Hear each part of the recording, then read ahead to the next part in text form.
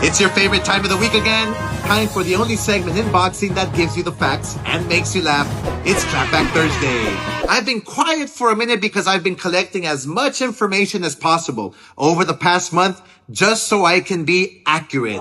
And it's finally time to unleash the facts.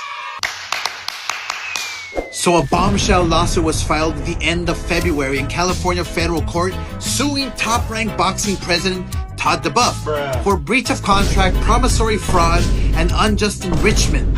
The lawsuit claims DeBuff failed to pay high-profile boxing manager William Keane for securing fights and used alleged crime boss Daniel Kinahan to secure Tyson Fury fights. Hold up.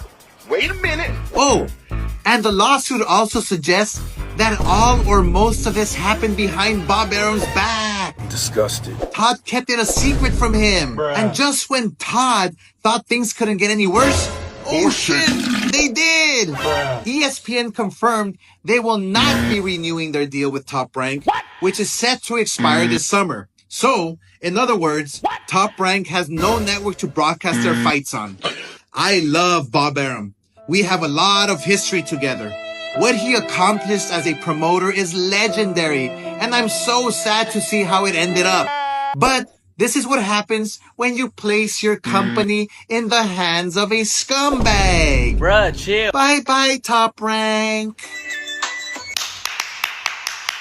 And speaking of scumbags, everyone has been asking me for my opinion and thoughts on Dana White attempting to enter the boxing space. Again! And after collecting as much information as possible, I'm finally ready to answer. Okay, here's the truth.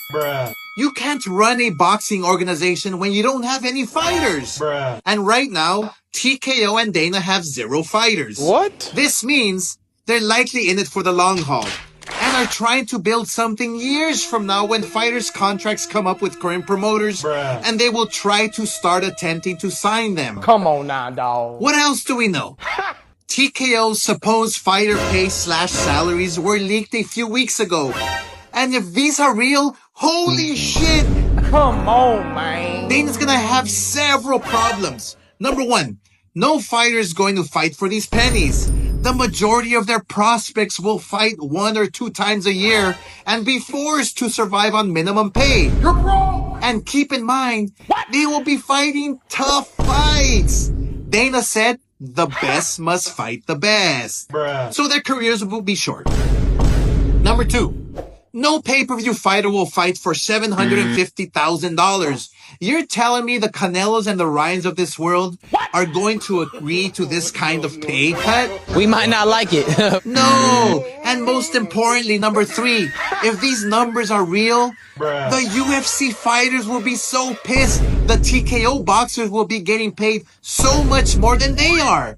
UFC fighters are already disgusted with how little they get paid for putting their lives on the line. If you recall, Dana already tried several times to get into the boxing space in the past. Remember Zuffa, which never even got off the ground? The reason you've never seen me do anything is because when Dana doesn't have the funding and the business brains already in place, like the Fertitas or Turkey, he always fails.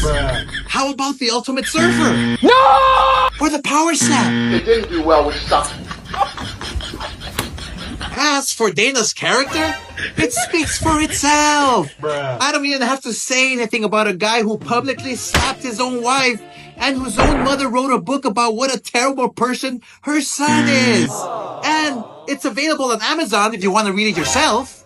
Now, for the big question, will I work with Dana in the future if he's in the boxing space? Sure, because 80% of the folks I deal with in boxing are scumbags anyway. Until then, I'm gonna keep doing what I'm doing, and I will continue making the best fights on the zone. So remember, folks, you're never a hater when you only speak the facts.